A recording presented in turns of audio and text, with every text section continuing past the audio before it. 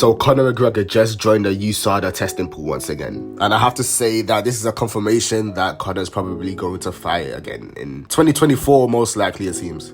Conor McGregor also announced that he's in the USADA testing pool. Is that your understanding as well, or do you know if that's official? No, he is not officially in the USADA pool. He submitted the paperwork. Probably by Monday, he'll be submitted. And now for Conor, this is big because he's been looking decent as of recent in his sparring footage against the guy who seems not to be as experienced as Conor. He still seems to be a competent fighter. It makes me excited for Conor once again because we get to see him fight. And to be honest, I don't know if he still has what it takes to compete at the top level, because if we see anything similar to what we saw against Dustin the second and third time, he's in trouble. The last time he fought was in July of 2021, and for him to be relevant today is still pretty impressive, I won't lie to you. It's still very impressive.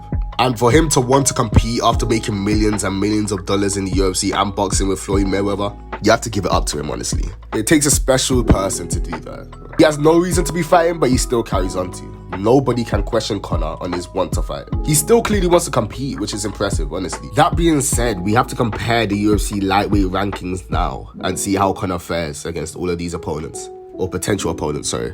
For, the champion Islam Makhachev, which is honestly like Khabib 2.0 or another Khabib basically. So even Conor at his relative best couldn't beat Islam. So let's just rule that one out for now. Charles Oliveira, winnable. If you look at the matchup between Conor McGregor and Charles Oliveira, it's a completely winnable fight for Conor McGregor. Charles' lack of defense can actually get him caught by Conor's left hand. That sounds like a casual take, but it's actually true, you know. Same with Justin Gaethje, honestly. Like, Justin Gaethje is tough as nails. He's went to war with Michael Chandler, who Conor is supposed to fight next, and Dustin Poirier, who's also beating Conor. So you can imagine that's going to be a hard fight for Conor. Don't get me wrong, both Charles and Justin should beat Conor McGregor today.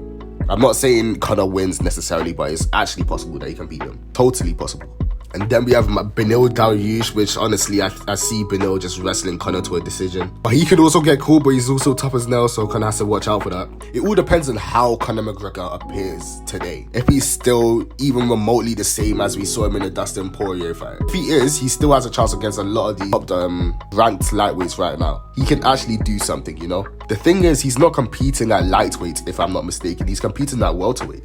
Now, even in his prime 2016, which was a while ago, 6 years ago or 7, he did not look good at welterweight, even though he's 2-1 there. Like, he's beaten Nate Diaz and Donald Cerrone, and he's lost to Nate Diaz in the first match. And honestly, in the first fight, it was a terrible showing. His cardio did not hold up at all. And to be fair, he was going up 2 weight classes, but even then, his gas tank just completely bailed him in that fight. He was exerting too much energy as well in that fight too. Now, Donald Cerrone is basically a nothing fight. He was finished at that point. He was coming off a loss streak. So in reality, Conor McGregor is really like 1-1 at welterweight, even though he's technically 2-1, but Donald Cerrone is a step down in competition. But really and truly, Donald Cerrone is a step down in competition, so I don't think it's fair. Honestly, I think people are really underestimating Conor, regardless of what you guys think about him. Conor still has it. He can still compete at the top level. Short video, I know, but I'm sorry, I've been really busy as of recent. If you liked the video, let me know if you've enjoyed, and I'll see you guys next time. Peace.